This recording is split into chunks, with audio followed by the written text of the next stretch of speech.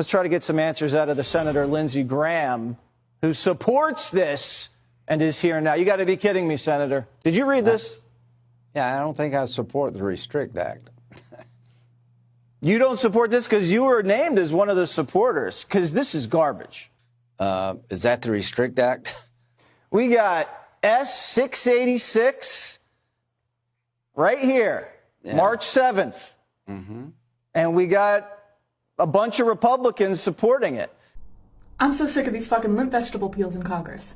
I know you might not read every line of every bill, but Graham signed onto this bill on March 27th, and we've got 25 different bipartisan co-sponsors to this bill, in addition to Mark Warner, who's the one who introduced it. And it's got a press release from the White House supporting it with their full chest.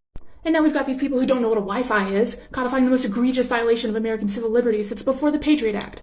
Now that people know what's actually in it, these honey bunches of goats are going to start backpedaling like, oh, I actually didn't know that part was in it.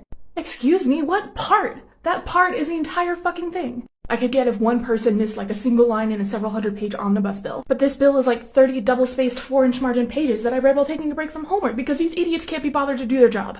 This thing is nuts, and it's going to get abused like it always does. You don't want the government looking into your private phone. No, I don't.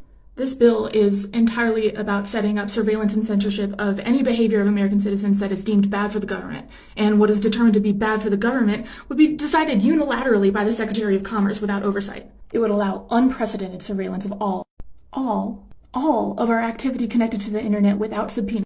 Mobile networks, activity on apps, even the cameras in our homes, any Wi-Fi or even Bluetooth-enabled device, and would include punishment for not turning over any records demanded. And if the Secretary of Commerce thinks that an individual has even attempted to have accessed some of the information that the government has recently decided is not for us to see, like you Google how to access a book or a banned app or downloaded a VPN to do one of those things, you could be fined literally $1 million and sentenced to 20 years in prison. It also specifies that they can use this process to seize assets using civil forfeiture, which is this already horribly abused practice where officers can take and keep assets from people who are suspected of involvement with crime or illegal activity, even if they never charge or even attempt to charge the owners of any actual wrongdoing. Senator Mark Warren, remember the one who introduced this bill, said, oh, well, that doesn't apply to individuals, just like corporations. But the bill itself helpfully defines that a person means a fucking person, including an American citizen. And there are a lot of ways that this bill specifies the lack of oversight that the Secretary of Commerce would have in making these decisions, including referring throughout the document to the sole and unreviewable discretion of the Secretary when it comes to matters of national security.